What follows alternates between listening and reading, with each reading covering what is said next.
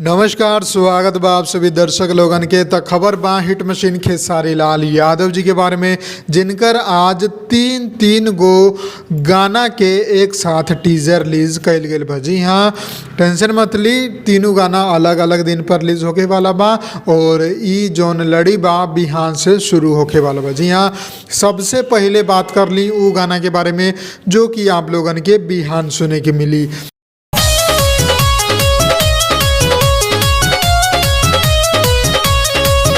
भीजा ता पसीना से जी म्यूजिक भोजपुरी कंपनी पर ई रिलीज हुई।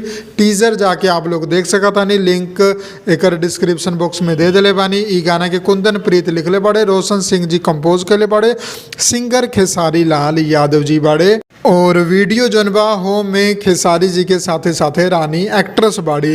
ई बिहान सुबह सुबह आप लोगन के सुने के मिल जाई। अब बात करी दूसरा गाना के बारे में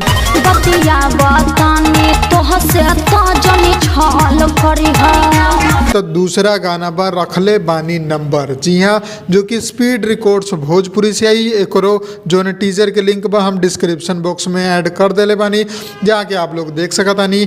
ई गाना जोन बा ई गाना के खेसारी लाल यादव जी अंतरा सिंह प्रियंका के साथ गौले बाड़े, सोनू सुधाकर लिखले बाड़े, शंकर सिंह जी म्यूजिक दिले बाड़े और जोन गाना बा वो आप लोगन के सुने के मिली 17 तारीख के सुबह 11 बजे, यानी कि परसों speed records Bhojpuri YouTube channel पर।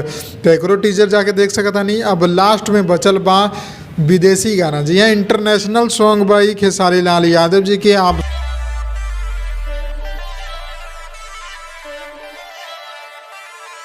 सभी लोग एक रिलीज डेट तो जानते हो कम, फिर भी बता देता नहीं। ई गाना के नाम बा आशिक। भोजपुरी गाना बा, वायरल भोजपुरी यूट्यूब चैनल पर आप लोगन के सुने के मिली। गाना के खेसारी लाल यादव जी और प्रियंका सिंह गौले बड़े, शुभम राज म्यूजिक दिले बाड़े और गाना के लिखले बाड़े अजीत मंडल जी, वीडियो डायरेक्टर बाड़े दीपेश गोयल।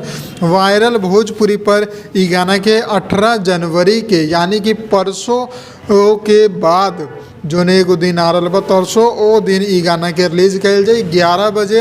एकरो टीजर के लिंक डिस्क्रिप्शन में डाल देले बानी, जाके आप लोग देख सकता नहीं। आज ही फुल वीडियो टीजर रिलीज भइल बा। तो ये अपडेट रहे। अगर आप लोगन के पसंद आयल बा तो सब्सक्राइब कर ले हमने के चैनल और वीडियो के लाइक कर दी, ज़्यादा से ज़्यादा शेयर करके। हम मिलम आप लोगन के अगला वीडियो में। जय भोजपुरी, प्रणाम।